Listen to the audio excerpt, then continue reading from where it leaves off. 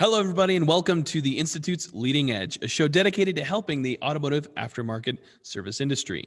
Today, we've got quite the topic to cover. We're going to be talking about the future of auto repair, something that is terrifying and exciting all in one. On our panel today, we've got Ed from Copa Mechanic and Jonathan from Euro Cars Southend. Thank you guys so much for joining us on this podcast. We've got a lot to talk about.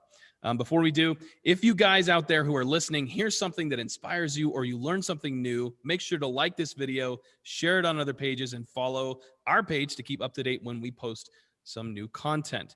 And before we get started, I want to say a big thank you to our partners in a better industry, WorldPack, who's been doing a phenomenal job of spreading education in the industry, and Advanced Local, who works really well with geofencing and SEO for your website. You guys should go check them out. And no, neither of those are sponsorships. We just really like these people and what they do for the industry.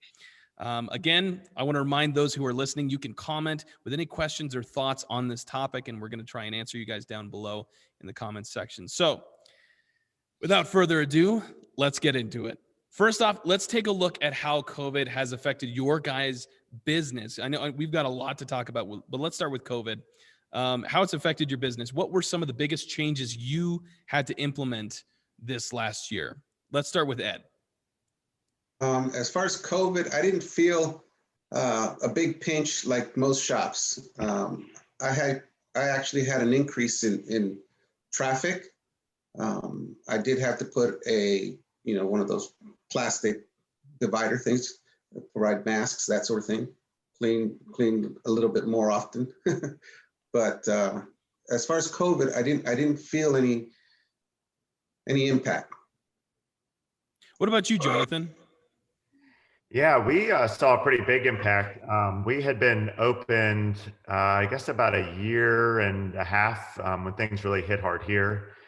Being a new shop and doing a lot of marketing, we were really seeing kind of an aggressive growth at that time. And then it was like somebody turned off the faucet. North Carolina was pretty aggressive in locking down here.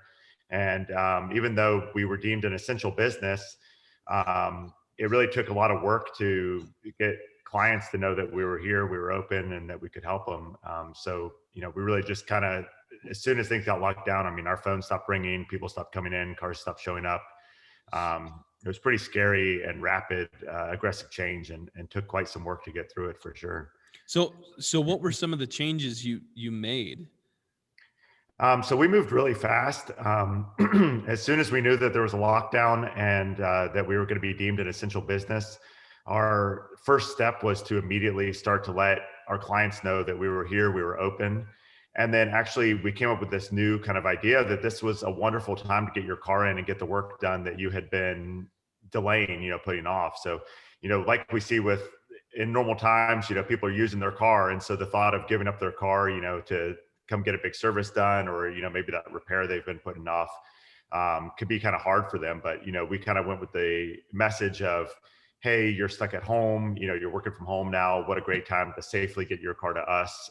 We have all these safety standards in place, and we can take care of you in your car still. And it's a good time to kind of leave your car with us, whether it's the performance upgrade you've been wanting to do, or that kind of, deferred large maintenance or repair. So really getting that message out through social media, through direct messaging to our clients, and some signage and things was really important for us for sure. Did you get a dip in? We did. Yeah. Yeah. We were seeing probably 5 to 7, sometimes even 10% growth month after month, being a new shop and really kind of pushing our marketing and seeing that growth. And we saw probably a pretty sudden 25-30% reduction in sales. It probably took us 3 weeks to really be able to kind of get back on track, but it was scary there for a minute. We went from seeing, 60 to 80 phone calls a day, down to, a handful of phone calls a day there for a little bit. So it was certainly kind of shocking and amazing how, when you see that rapid of a change, it's just amazing how quickly that affects your business. We run with good reserves and backups, and, all of a sudden you're looking at your account and you're going, man, one more payroll and we're in a lot of trouble here. So it's kind of amazing to see that quick, drastic change. Yeah. So Ed, did you guys do anything different with your marketing? I have little to no marketing, believe it or not. Just I've got repeat business. Google brings in business, and I've got word of mouth. Well, it's according to what I track in Tech Metric.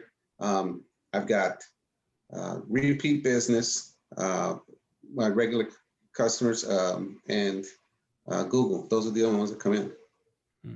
For the most part. Very little on Facebook, very little on Nextdoor, very little on Yelp. Actually, I'd rather not talk about Yelp. I hate them so badly. Every time they call, it's like they send the mafia after you. Mm-hmm. So with this, with COVID, we've had to make some changes ourselves. But I want to know. I mean, obviously, it feels like the worst is over. We got through the first bit of this. We've got vaccines that are coming out now and getting distributed. What do you guys think the long-term effects of this pandemic are going to be for your shop or even for the industry? I'll kick that off. One of the things that has happened due to COVID is that a lot more people are working from home. And so there's a lot of telecommuting going on for jobs. And I think people are driving their cars less. In the shops that have been affected, some shops, they had that dip for a couple, 3 weeks, maybe a month. And then with their marketing, going after their own customer base, letting them know, hey, we're open, we're here, everything's okay. And then also reaching out to potential new customers. Most of the shops that we work with actually increased this year so 2020 increased over 2019, even with the substantial dip. By like 30% too. But I think this idea that the shops that were more affected, one of the things that they're talking about is my customers aren't driving. So, I'm calling them 6-8 months later and they've only got 1,000 miles on their vehicle. They're not putting, 10,000 miles on their vehicle every 6 months. Right. And I think it's important to let our clients know that it's not about a 3,000 mile service or a 6,000 mile service. It's about maintaining the car. And part of that is bringing that car in at least every 6 months just for an inspection. Mm-hmm. And there is wear and tear on the car sitting. I bought my wife a Lexus, whatever it is, the hybrid, about a year and a half ago. The car has about 2,000 miles on it after almost 2 years now. And, to me, that worries me as being an ex-mechanic technician. That worries me more than driving the car, the fact that it's just sitting there a lot. And I think we as shop owners need to be telling our clients, hey, even though you're not driving that vehicle, that's very tough on a vehicle. I need to see that thing about every 6 months. So let's get you scheduled anyway. Yeah. It's a message that I think we need to be talking about. We need to go from that, 3,000 mile oil change, 5,000 mile service schedule to bring the car in twice a year, maintain the car, or 3 times a year, depending on, your driving habits. And let us inspect the car and tell you what it needs. This is a shift, I think, that really needs to happen in our industry, to go away from, hey, it's time for your oil change, to it's really time to get the car inspected and see where we're at with it. I think I'm in a unique position because I'm in a small town, and in Arizona, you have to drive to get anywhere, you have to drive a bit, especially my town. You have to drive 35 minutes just to go shopping or go to Home Depot, that sort of thing. We don't have a Home Depot. We're a small town and it's growing. A lot of the people who are working from home are bringing the cars and they tell me that they want to make sure the car's ready in case, the worst gets worse, so I don't know if that's a bad thing, but for me, it's a good thing. I think if we can help our customers understand that it's more about maintaining the car, and that I don't think the driving habit that will have changed. I don't think we go back to pre-COVID. in our industry. I think there's still going to be a lot of people working from home. It's better for the company, better for the individual. And if they get the work done, who cares? We do it here at the Institute. But I think that if you're relying on that person to go 3,000 miles to get their oil change, then it's going to be tough on your business. And so I see Jonathan shaking his head. What do you think, Jonathan? Yeah, I mean, I agree 100%. We are really close to downtown Charlotte here, so we see, truly kind of, I mean, not even suburban, kind of an urban environment. And, a large number of our clients are working from home. Most of my friends that I know that are professionals are working from home and probably, like you said, for their foreseeable future. They see a lot of kind of failures at trying to go back to work. I've seen a lot of these offices try to reopen, get everybody back, and then they have an outbreak. And so I think that certainly there's kind of this thought process of, hey, let's have people work from home for the long term.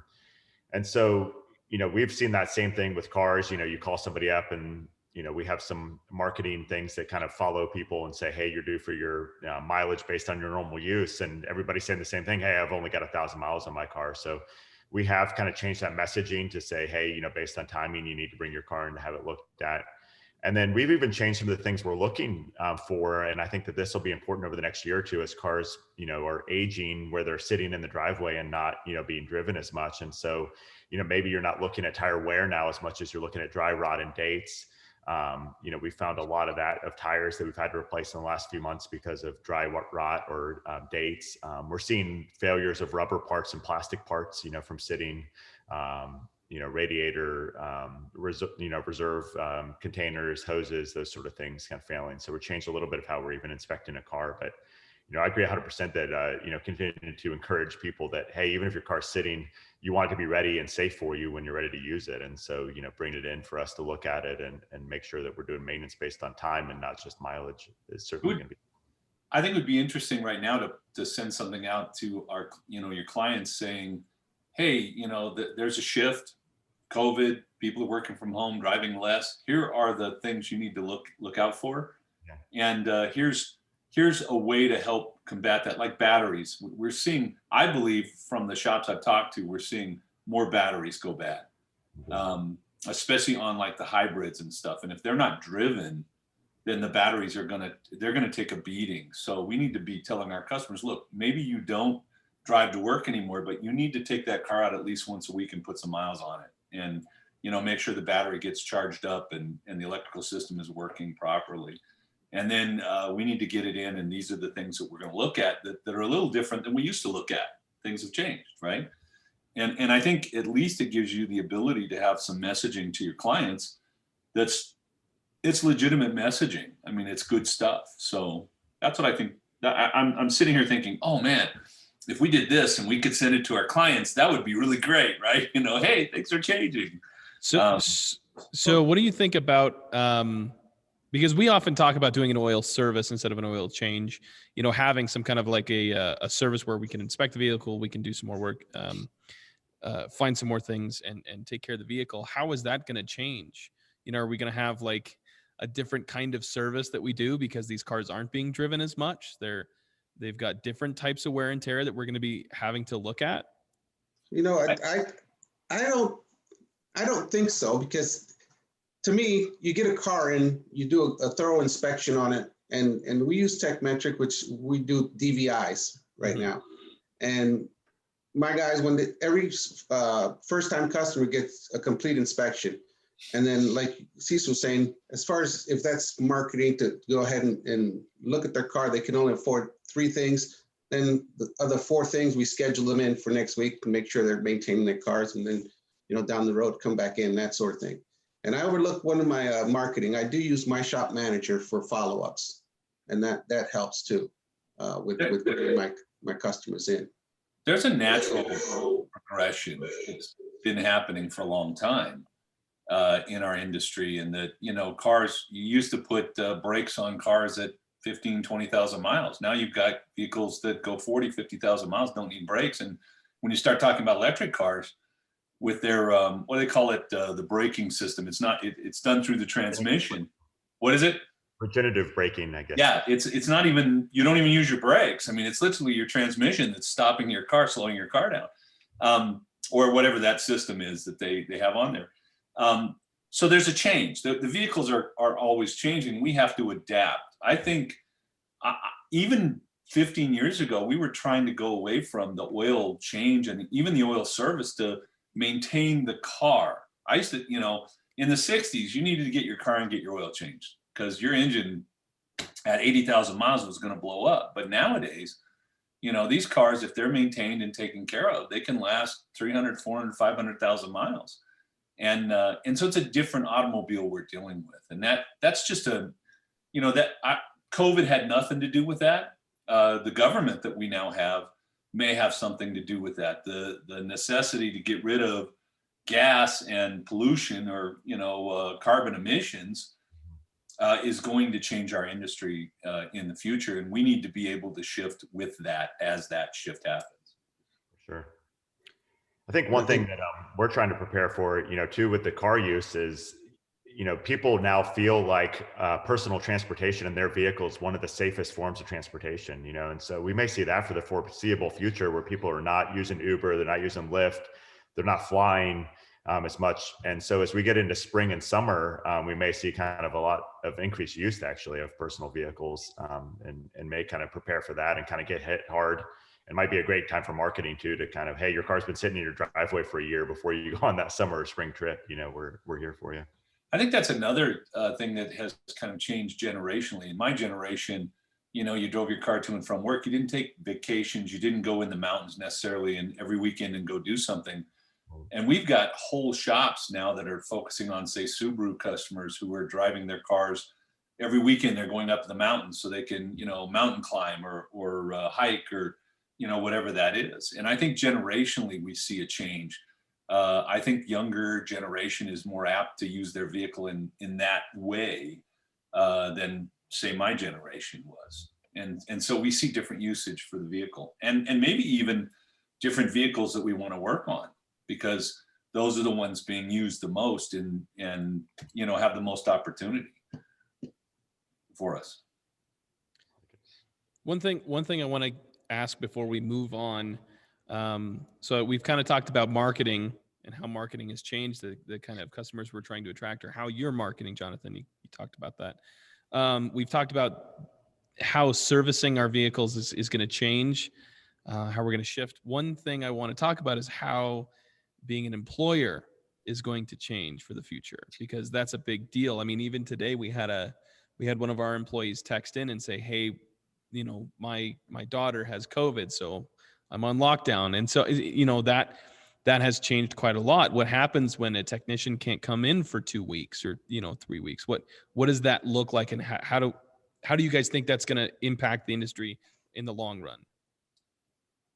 It's it's given us quite a focus on safety around our shop. We've had a lot of cases of COVID in the Metro Charlotte area, and kind of from the beginning, we really focused on being safe in our shop because we're a small shop. We've got 3 technicians, 4 bays, 2 people up front, and any one of those people going out for 2 weeks is going to be a huge detriment, to our shop and running.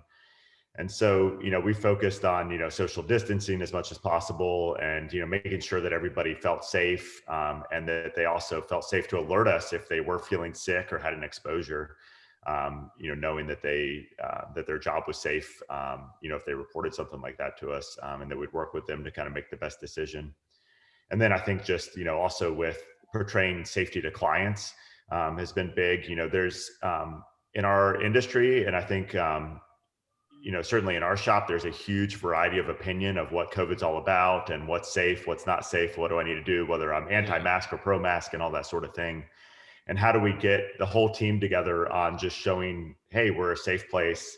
You can come in here, that we're going to be wearing masks for your safety. We're going to kind of respect your opinions on the matter and provide kind of the safest environment. And so we've had to spend a lot of time and education on, kind of regardless of what we personally believe, how do we portray that to the customer so they feel safe coming in, as well. Yeah, there's definitely a liability, whatever your views on it are, there's a liability there in case anybody does have COVID. And if a customer gets COVID and it happens to be from one of your guys, and Ed, what do you think? Well, we I had both my techs go down for COVID, not at the same time. The first one, his wife, someone at her job was tested positive. So him and his wife went, and he turned up negative. She turned positive. And so I told him, or actually vice versa, he was positive, she was negative. So I had him stay home until he get another test. And then I went and got a test. I was negative, and my other guy had him go. And then 2 months later, he got sick, told him to go get tested. He got tested, he was negative. But again, in the meantime, he was down. I did pay him his salary for COVID because the government will go ahead and subsidize that. But interestingly enough, he didn't have it, but so he returned to work after he had a negative COVID test. I actually have shops that have purchased COVID tests. You can purchase them now, the 15-minute tests for like 20 for like $700. And I have shops that are purchasing those packs and having them there to be able to test in case, go test, get tested. You don't have to send them out now. You can actually test them at work, test them at home, whatever. Really? I didn't know that. Yeah. It's we'll post it in on our Facebook, and we'll post it in Gear. I think I posted it in Gear yesterday, but there are test packs that you can now purchase and have there at your shop. They're 15-minute tests, so you can tell if somebody's got it or not got it. And imagine talking about this, a year and a half ago, testing people. I think one of the key things is that there's not. If I've got 2 or 3 techs and one of them gets COVID, I've lost a third of or even half of my workforce. And I have shops, I don't know too many shops that at least didn't have somebody who had somebody that got COVID, where we had to send them home at least for 3 or 4 days until they tested negative before they could come back to work. I think it has certainly affected lots of shops. And I don't know what you do, because I only have a certain amount of bodies here to do the work. Luckily, I think customers are pretty forgiving right now, as far as, hey, I'm sorry, but one of my people has COVID, so your car that you left today, you may not get back for a couple days. I think customers are more apt to be sympathetic about that. I wonder if there's. They are. I've also purchased I did purchase an Ozium machine. Is what they use to take out smell, and that takes off viruses as well. Takes about 99.9%, so it says. And I run it in my office, once a week. Turn it on, nice. Yeah. to kind of disinfect it that way. Because I was using the Lysol and the sprays, and they're caustic, and they were causing me to cough and making me ill. So I went with something different. They're also 3 times more expensive than they were a year ago. So if you can find it, they actually have Holy crap. They have things you can add into your air filtration systems that are like UV, where they clean the air with UV and stuff, and you can just kind of attach it to your HVAC systems and stuff. But one thing I want to ask, and I was just thinking, you'd said, well, my guy was out. The government's going to subsidize that. But I mean, yes, that might be beneficial if you guys survive long enough, because there's some shops out there. I mean, if they're down a guy, it's going to be detrimental, and they're going to be, I don't know how I'm going to make it the next month, but if they somehow make it to the next month, I mean, how much is the government going to subsidize, and how is the government going to pay for that down the road? That's a real lesson for us. As a consultant and a coach, I've been telling my clients over and over and over, you need 90 days worth of operating capital in the bank. And you need to open a savings account, and you need to put money in there that is only for emergency. An emergency is not, I want a new truck. It is an emergency. And that, even today, while things are tough, I still would say open a bank account and put $100 a week in, or if you can't do 100, put 50. You will be surprised at how quickly that adds up. You need to have those reserves, even during the tough time. You need, especially now, You need to, when you have a great month, you need to be putting some of that money aside. And that, to me, that's just a solid business principle all year round. Make sure that you have some savings and I would tell you 3 months worth of operating capital. If you've got 3 months worth, like right now, we have 3 months worth of operating capital sitting in the bank. I'm feeling pretty good. But, a couple months ago, we didn't. I wasn't feeling very good. It's a lot of stress when, you're looking at that one more payroll and we're at the end of our rope, right? That's a hugely and that's a leading killer of adults. Men, for sure, is that stress thing. So you got to watch that out. You got to watch out for that. I wanted to follow through with what you were saying, Ken, and that is, so Ed, how easy is it to get the government to go ahead and send you a check for what you paid out? How did that work? Well, they're supposed to supplement your taxes, so to speak. You get it back in your taxes. It's not. They don't cut a check and send it to you. So I get to wait for till the end of next year to maybe get it back. I don't know, man. Right. But you know what? I look at it differently because right now, because my guy was down, my focus was on him. I need to take care of him. Absolutely. So I'd have to take the hit. If I get it next one, I get it. But I grew up in the generation. It was just quit crying and get back to work. I don't care how you feel. So that's a little tougher for me. I mean, I think that's been a change. I think that we probably see that a lot in the people we recruit. We hire these kind of driven, hardworking, people that want to succeed with everybody else, want to be part of the team. And so, we spend a lot of time going, hey man, if you feel sick, like, let us know. This isn't typical. Like, oh, I stay home. This ain't like, I'm gonna keep wrenching away, so. It's not like we can't afford the liability. Yeah. It's a culture change a little bit, right? Yeah. Really, I think it is. And I think maybe it's a good thing for the whole population that we start to think more about the individual and maybe a little less about, the result. I think if we take care of our people, we'll get the results we want. It's kind of more drastic now. It used to be, if you couldn't stick with it, then I can always replace you. And now it's like, if I can't take care of my employees, then I don't have a business. Yeah. But that's kind of shifted too. The stakes are a lot higher now. That's shifted because I used to could run an ad for a technician. I have 20 guys answer the ad. Now you've got 20 guys, but none of them have ever worked on a car. Right. I mean, there's no qualified people. So, it's really strange, in the business today that, you run an ad for 3 months, you get nothing. And then one day you get 5 hits.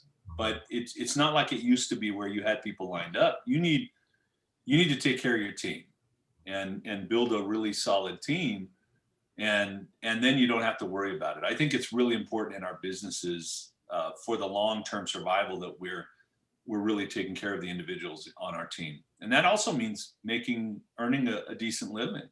So now we could talk about, why don't we raise our labor rates so we can pay our technicians more in our services? Hey man, everybody else there is raising their costs right now. Have you guys watched the cost of like fast food? I used to drive through, like I eat lunch out a lot, and I used to drive through somewhere, Burger King, whatever. It was like $6. I went through Burger King yesterday, just kind of in a hurry. It was $12. I mean, it's 50% more at any restaurant today. And I don't blame them. I mean, they've had to do that, but I don't think we have kept up with that in our industry. We need to be able to pay our technicians and our service advisors well so that they can have a decent living. Everyone's raising their rates. I mean, I think the shops ought to do the same. Of course, I've been saying that for 30 years. So we see a lot of other professional industries doing that for sure. Last time you call out a plumber, or we just had a couple fireplaces fixed in our house. And I mean, I was amazed the guy was there for 45 minutes and, left me with a bill for $250, and made that. And I was like, man, that's a pretty good fee rate. For 45 minutes. So if you that's $300 an hour or more, right? And here I am, I've got this building with racks and, hundreds of thousands of dollars worth of equipment and liability. And we're $130 an hour. Right. I have guys that are approaching and over 200, but they're mainly in big city areas. I would say that the industry itself is somewhere between about 120 and 130 as a whole, and we really should be 180 to 220. I mean, that's where we should be. And I'll just how skilled our technicians are now. I mean, they have to be computer scientists and, be able to turn a wrench and do a complex repair on a complex car. So. Yeah, I used to be able to take cars apart and put them back together. And I'll tell you what, I don't think I'm smart enough today to be working on today's cars. I just don't think I got the brain power for that. So I applaud our guys. I always talk about the fact, just looking at aftermarket education, just meaning like after your regular training. So if you look at the medical field, they do 6 to 8 years, they get their doctorate, and then all the training after that. So once they're actually practicing, they spend, let's say right here, I don't know the exact numbers. And then you take the automotive aftermarket. So after you've got, you're certified and you're actually practicing and you're servicing vehicles, the training that you do for a technician. And if you compare those two industries, there's the medical industry and then there is the automotive industry. And then the next industry, it's about a 27% jump below. So we are spending an unbelievable amount on aftermarket training. That's because we've got new vehicles coming out, new systems, new technology that we have to learn in order to even do our jobs. And yet we still don't charge what we should charge. And I think that's a lack of education in the management or in the business side of the business. And of course I would say that because that's what I do. That's what we do. But I think when people better understand their business and the financial aspects and all of that they're more likely to move things up because they understand I got to have that 3 months worth of operating capital. I have to be able to pay my people. We need benefits. I mean, you can't even, if you're not providing medical and some kind of a 401k or retirement plan,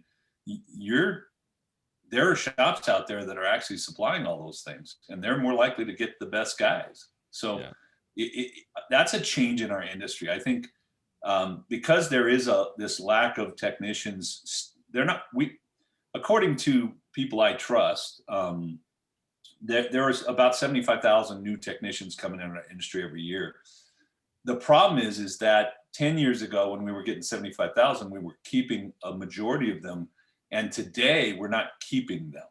So out of 75,000, maybe 5,000 stay and the other 70 go work somewhere else because, when you bring this new guy in, we're just not paying enough right from the start to spend 2 years to 4 years with this guy to make him a master technician or make her a master technician. Our world is changing and we better figure it out. We need to become more professionalized in our industry. We have to. I think those are great points, Cecil. I think that, we have to look at the quality of life that we're providing for our employees, as owners and leaders in this. Okay, we want people to come into this field. We want people to stay in this field. We understand that it takes a very high level person to be able to function in this field at this point. And so how do we create the job that looks and feels like that overall, And so, if I go work for Bank of America in downtown Charlotte, what's that job going to look like for me? How much vacation am I going to get? What kind of perks am I going to get? And how do I recreate that in my shop? And then like you always talk about, how do we back calculate? Well, how much do I have to charge? And what kind of clients and cars do I need to be able to provide that for my employees so that they can have that kind of, lifestyle and benefits, and we can have the whole package, And I think as more shops and shop owners, we're seeing younger guys like yourself, in the industry, they're younger shop owners than they were. And I think as they come in, we're starting to see that happen, but I think we need to make some leaps and bounds here. Because when you talk about and now would be a great opportunity to do that.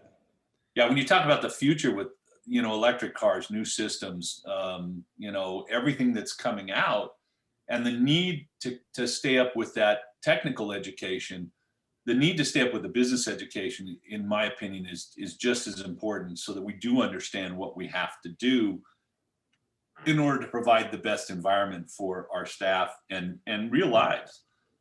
I don't think when I started working on cars in the late 70s, they didn't care. And there was enough guys to go around that it was like, here's what you get paid and take it or leave it. But it's not like that today.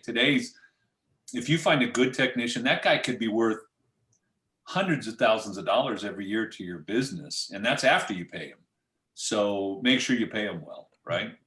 With that, we're going to take just a short break here. I want to thank those of you who are listening to this. Again, if you hear something that's inspiring or you learn something new, please like, share, and comment on this, and subscribe so you guys can keep up to date on the new content that we're posting. In lieu of this conversation, the topics that we're talking about, maybe raising your income a little bit, we actually have a free course that we're offering right now. You can go check it out on our website. It's completely free. It comes with a workbook. It's the 5 top things you can do to increase your profits and your bottom line. They're incredibly simple, and we give you a step-by-step on how to implement them. And you guys can go check it out. We'll provide a link for that. I want to let you guys know about a course coming out called The Down and Dirty of Management. It's coming out on February 19th. That's our TBD right now. It's a course that myself and my dad are working on together. So it's been such a headache. No, it's been really a fun class to write together with my dad. So it might be February 25th or 27th because we're still fighting about a couple things. Well, you both make the release. Yeah. And then last, Lex has asked me to talk about our Jumpstart program. It's something that we're going to be doing in the near future. You guys can apply for that. It's going to be 6 months of free consulting. We're going to do a business evaluation for you. Going to do a business plan, 6 months of consulting. And the whole point of doing this is we're going to create a YouTube series out of it so that we can share your shop's transformation, all the steps we took, everything that we're doing with you guys, why we're doing it, so that those out there who may not have the ability to get consulting can at least follow along with that shop and see where they align and how they can improve. And lastly, you guys can get a ton of awesome content and information on gearforshops.com. A lot of free stuff on there, a lot of paid stuff. And we would love it if you would pay for that stuff. That'd be great. But if not, you can go check out our free content. All right, that's it for the ad break. And let's get back to this. So we had talked about. I got to add. Okay. For the program, we're looking for 2 shops. That'll be no charge. So it's all we got to do is film you, and you got to let us put you on and show people what's going on. So there's no cost. 6 months worth of me for no cost. That's big. So and apply. access to all of the Institute's resources that we have. Yes. Yeah. All right. So we've been talking about COVID. We've been talking about the negative effects. I want to just briefly, before we move on to some of the other topics I had on this list, what were some of the positive things that happened because of COVID? I know it's weird to think about it in that terms, but was there some good stuff that happened for you guys? PPP money. Mm-hmm. Yeah. PPP, that was one of the benefits that I received. Yeah, But, I mean, that was a great opportunity to be able to have that influx of cash, and then, really be encouraged, and the benefits come from using it on your team, and so, or on your shop. So that was an awesome opportunity to kind of look around and go, hey, what do we need to make this shop run better and have our employees more happy and safe and sound? So I think also there's an opportunity here to look at what's going on, what's happening, what potentially will happen, and make some adjustments in your business. And I think that's a benefit. Anything that there was a real shakeup, and I think you need that every once in a while. So you look at what you're spending and where you're spending it, and you go, okay, maybe I shouldn't spend this here. I know I cut back on my spending, and I think I think that was a blessing, kind of in disguise, is that a lot of businesses stopped for a minute and went, oh, wait a minute, we don't know what's going to happen. Like, as Jonathan said, I mean, it was kind of scary for the first 3 weeks or so.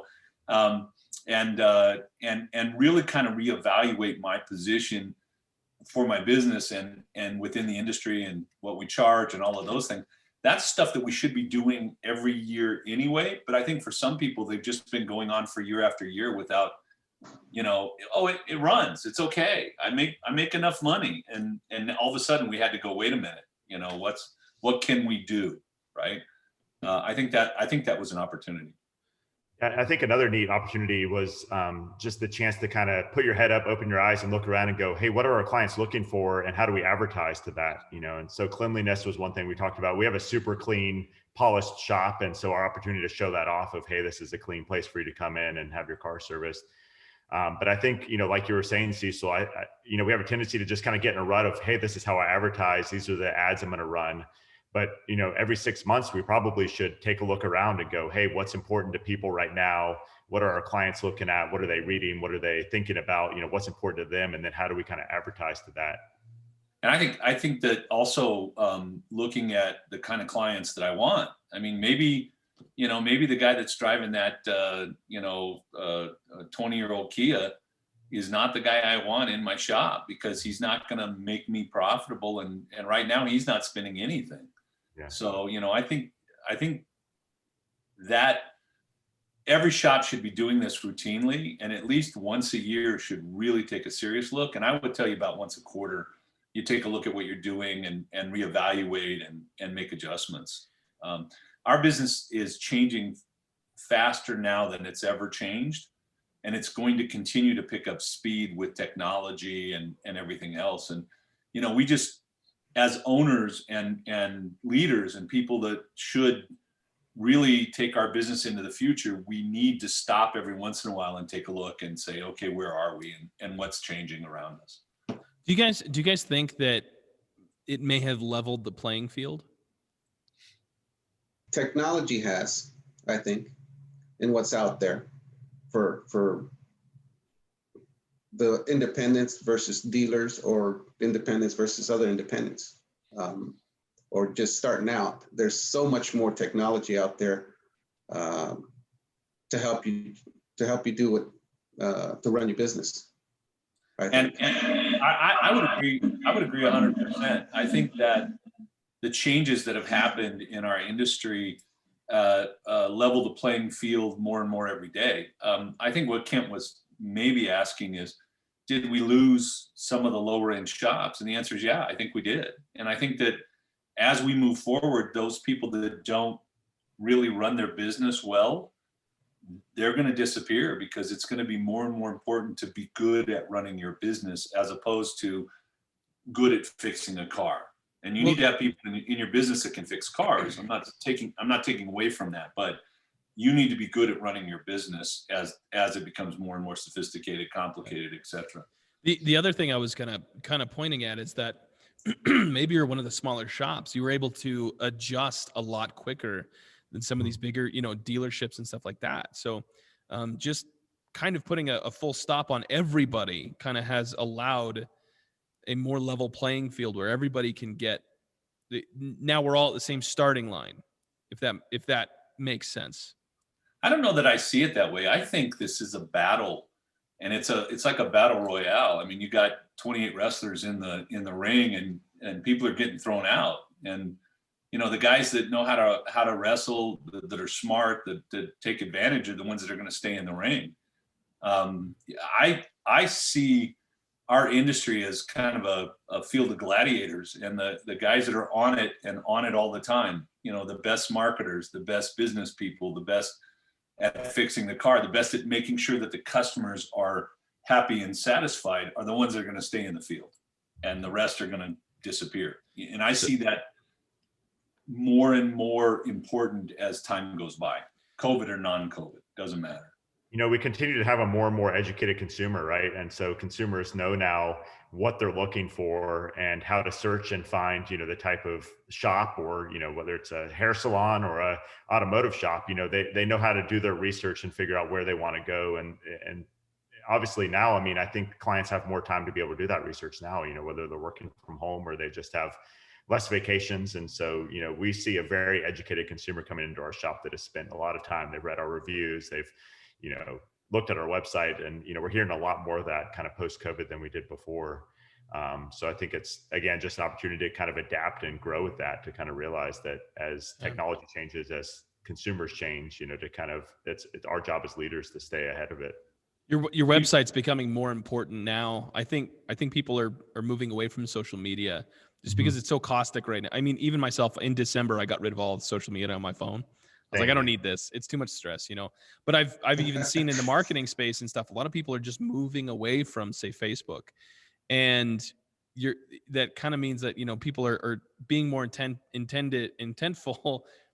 That's a word. On doing their due diligence, looking at your website, seeing who they're working with, spending more time instead of just like, hey Google, where can I go? It's you know what? I have some time now. I might want to look and see who's out there, who's going to give me some value. I want to make sure my money is well spent. So I'm looking, doing my research.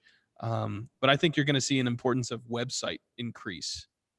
And I Yeah, think this year. Go ahead, Ed. Okay, as the technology has helped us and leveled the playing field for us, it's done exactly the same for the consumer. Mm-hmm. Level the playing field as to, you know, who should we go to, who should we see, and so they've got more at their disposal as well.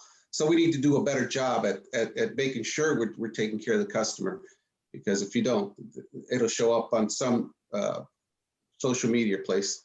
And I think that really speaks to the idea that we need to be very, very mindful of what we're doing, of our clients and what we're doing for them, and making sure that we are the best choice. Again, it's back to that battlefield. You know, I want to have the best weapons. I want to be, you know, I want to look the best, feel the best, and so that people bet on me. And I think the consumer, having a more knowledgeable consumer, is not bad for us, because I think that also means that the consumer understands that the cheapest guy out there is not the best option. It's really got to be the package. The good consumer is looking for the total package. Yeah. So, like that Ken brought up value, because I think that, you know, this is an important time where we really have made sure that we put together a valuable package, you know, for our clients. And I think that, you know, clients are being a little more careful with their spending now. You know, they maybe don't have as much discretionary income, or just because of the COVID shock, you know, like we saw as shop owners, they are a little more careful in the way they spend. And so I think being able to portray that value, you know, hey, we're not the cheapest, but we definitely are going to give you the best experience and the best value for your dollar. And I think that kind of resonates with our clients right now, for sure. And I think no matter what, there's segments of the population. There's the guys or gals that are still going to want to find the cheapest shop, and that's okay. But that's not me. You know, we are the best value. We are the whole package. You know, there are lots of consulting companies out there, and I'm pretty sure there's guys that are a lot cheaper than we are as far as the consulting goes. But we're the package, right? We get the most benefit to our clients. They have the biggest results from what we do. And that's the messaging that I need to continue to work with in my social media, in my Google, Facebook, whatever I'm doing in my marketing. So we had another, we had two more things I wanted to get into, but we're running a little low on time. So I want to shift a little bit and talk about what are you guys doing to prepare for this next year? What are some of the things you're engaging? I mean, even just to look at education has changed. There's in my personal, you know, what I believe is there's somewhat of an oversaturation of education in the market now. People who weren't doing training are now doing training. Companies who maybe wouldn't even stepped into training are now doing online training, webinars, you know, and there is literally something you can go look at every second of the day. So how are you guys, you know, picking the types of training you're looking into? Just one piece of this, but really, how are you guys preparing for the future? Well, training for us, we have training every Wednesday morning for the techs. I've purchased our virtual academy and also Electude. Electude, they do on their own. And then our virtual academy, I facilitate every Wednesday morning for 1 hour. I subscribe to Gear to you guys, and I do that and watch it over and over like the little girl watches, you know, Snow White. It's just so I can get it. But no, that's what we're doing for training. And then I subscribe to Motor Rage. They're constantly throwing little articles that, you know, jog my mind and say, that's interesting. Let me look up some more, so that I'm you know, a little bit above the fray. I feel I don't have to be the best. I just have to be better than the next guy. Yeah. I think continue to do quality content, and it's hard because you're so flooded now. You accidentally click on the wrong website, and it's all you're going to see on Instagram and Facebook, you know, and your Google browser for the next 6 months. You know, which is why you should get on the network, on the Gearheads network, because there's no spam ads there. remarketing. So, following people like you guys, where we know that you have a consistent message and, that continues to grow. And then I think that, you give great references for kind of other places to look for good information. We as well talk a lot in our shop. We'll take time to go listen to a podcast and then I'll sit down and talk about it. But I think that the industry is going to rapidly change. I mean, you just look at the commercials from last night and, how many were focused on EVs and where that's headed, by 2025. We've got our work cut out for us, to be able to prepare our shops and to be able to change that quickly, and retool and be ready is going to be a huge undertaking. So I think continue to, listen to the people that are in the know and in the industry and, try to learn not only what do I need to know, but where do I need to look and where do I need to watch for these changes is going to be more important than ever. How are you focusing where you're spending your attention? Like what's your delineation there? Where you go, this is something I should be looking at. This is something I shouldn't. I think you look for quality of content and consistency of content, and so I think instead of just going to Google and, searching, how do I recover from COVID, going to, going to Gear, going to the Institute page, going on the Facebook page and asking, other people that I know are running wonderful shops, and I think continue those conversations with people that are running wonderful shops to say, hey, how do we continue to evolve together? What's working for you? What's working for your team?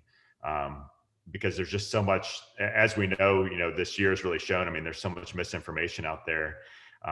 There's so much, poorly bottled information out there that you could really kind of take yourself down the wrong rabbit hole. So I think it's better to find people you trust and be able to spend time with them of what's working for them. And then also what information can you give me that I know is trustworthy because you guys have already filtered it out. I think that social network becomes more and more important because there's so much crap. I don't pay a lot of attention to Facebook anymore, but there is some groups on there that, there are new shop owners coming in asking questions and they have just anybody answering it. A guy that maybe never ran a shop is like, well, you should do this. And as a consultant that's been doing this for, 43 years, it's like, oh my God, you just want to reach through the internet and find the guy and just choke him to death because it's such bad information and yet people are listening to it and watching it and oh, that's great, I'll try lowering my labor rate to get more cars in my shop, right? And like, oh my God, please. But I think that kind of says let's develop a good social network of other good shops. So you have groups. We run the smart groups for Worldpac, but there are other companies that do groups where you get some really good shops that are working together and you can find out what the other guys are doing that's beneficial, right? I think that becomes more and more important, whether it's you join a group or you find a place like Gear for Shops where you can have, you're going to get quality information there. And if it comes to our place and it's not quality, it's not going on. So I think that becomes more and more important. We'll let you do the filtering work. So I don't have to. Ed, what do you think? Well, as far as the training and the content that you guys put out is, I think it's the best I've found for what you get. I'm serious. I've implemented two things last year, the beginning of the year. One was the course on knowing your numbers, and that course itself opened my eyes and my mind to all sorts of things, of all the things I was doing wrong. And once I started applying those things along with the parts matrix, and then I did also subscribe to a new platform. I made an extra 103,000 last year, and those are just simple adjustments that I made. So thank you guys. I really do appreciate your course, and it was. Just that course, and again, I keep watching that course because I still don't have it all up here, so where I can say, okay, this is what I got to do. So, and I've taken some of the other ones, and I was looking at the one you just the 5 steps. I've got 4 of those down. The fifth one I have not done. So you got another 30,000 coming to you if you can get the 5th one in play, right? Well, no, you know what? I have more than that if I can get my productivity up. Because I did all that, and believe it or not, I did that with a B and a C Tech, okay? And their productivity was 42%. Oh, don't say that. It makes me nervous. But But that I'm working on. I'm working on that for this year. And I've already turned it around in December and in January. We had both record months. So Wonderful. we work really hard because I don't want to be second best. I want to be best. I want whatever you take your time to look at to make impact. Kent and I discuss routinely, we want impactful training where it can make a difference in your business, not just knowledge, not just information. So thank you for that. I greatly. I second that. Didn't mean for this to turn into an advertisement of some kind. Well, no, I mean, give credit where credit is due, and I think that the product you guys put out is second to none to me. I've looked for stuff to figure out numbers and to ways to better my knowledge of numbers, because that's the only thing I felt that I was truly lacking, and I'm still lacking it. I've been in this business a long time, held management positions. I've had 18 employees, hire tough, all that fun stuff. How to treat customers, customer service, but the number side of it, I never had, and until I took your course again and again. Yeah. But it's great to have that quality content to sit down with your team and review with your team. So this isn't just Jonathan or Alex coming to the team going, "Hey, you guys need to work harder. You need to have higher productivity," but to actually show them, "Hey, here's the course we took. Here's the data from the course. And here's how it's going to work and make a difference." And I think we found a lot more responsiveness and receptiveness, I guess, of our team to those kind of changes and pushes when we've had kind of the backup of, almost the stat research that you guys have put in. So, and I think that's another change in our industry, is that we now need to develop conversations in our companies with our employees about better business practices. And so that everyone is involved in the conversation and making the decision that we want to be this better business, and this is what that looks like. I think that is a great opportunity for the shop owners and the businesses that get it and understand it. It's not like, "Hey, go fix cars." Now you're involved in the conversation about how we should fix cars and about how we want to take care of our customers, about what we should look like. And I think that gives us it's just, I like it because it raises all people and it raises our performance. And I think that's what we want to be. At least in my business, that's where we want to be. So this is kind of gone off the rails just a tad, but I want to bring it back. We're in the final moments here. I want to hear from Ed and Jonathan, you guys. What's one takeaway for the future of automotive aftermarket that you can give to the listeners out there? Know your numbers. If you want to succeed in this, your numbers is what's going to guide you. If you know what they are, you can make and adapt to any situation, I would think. I mean, without blaming somebody else, so to speak. Oh, it's the economy or it's this. No, it's all you, and you're in control of it. So. Yeah, I think keeping your eyes and ears open to what's going on and being able to adapt, grow and adapt. And so I think that's just really important to our industry, and COVID has been a great example of that we have to be aware of changes and then be able to quickly act to kind of adapt and grow as the industry changes. Awesome. Kind of roll with the changes. Yeah, for sure. Roll we're gonna have to, punches, yeah. It's gonna continue to change. It's gonna be more and more rapid as time goes by, and you're going to have to become more adaptive in your business, which means you need that knowledge, and knowledge is more than power. Knowledge is freedom.